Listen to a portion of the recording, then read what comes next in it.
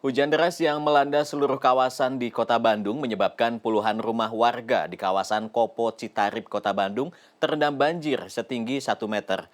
Sementara di Sukabumi sedikitnya 5 desa masih digenangi banjir setinggi lutut orang dewasa.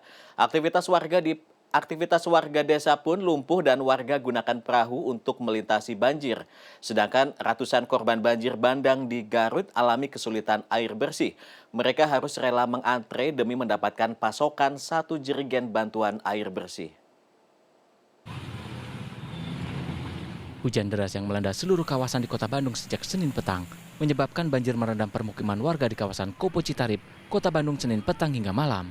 Bahkan dalam video yang sempat viral di media sosial, tampak kali Citarip meluap hingga merendam puluhan rumah warga hingga lebih dari 1 meter.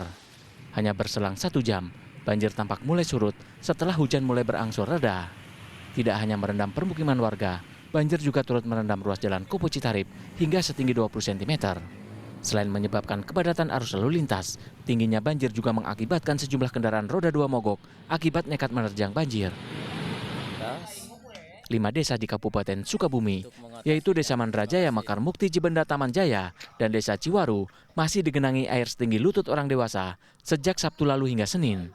Perjalanan darat pun lumpuh karena di beberapa titik menuju 5 desa tersebut, kondisi air masih tinggi hingga warga terpaksa menggunakan perahu untuk melintasi banjir. BPBD Kabupaten Sukabumi telah menerjunkan personil dilengkapi 3 unit perahu untuk membantu warga yang akan melintasi banjir. BPBD Kabupaten Sukabumi menyebutkan banjir yang terjadi di Kecamatan Ciemas, Kabupaten Sukabumi disebabkan jebolnya tanggul Sungai Cikalong hingga mengenangi persawahan masyarakat dan curah hujan yang tinggi menyebabkan air terus mengalir hingga mengenangi rumah warga dan akses jalan. 3 unit perahu diperbantukan oleh BPBD Kabupaten Sukabumi ke lokasi untuk membantu warga beraktivitas.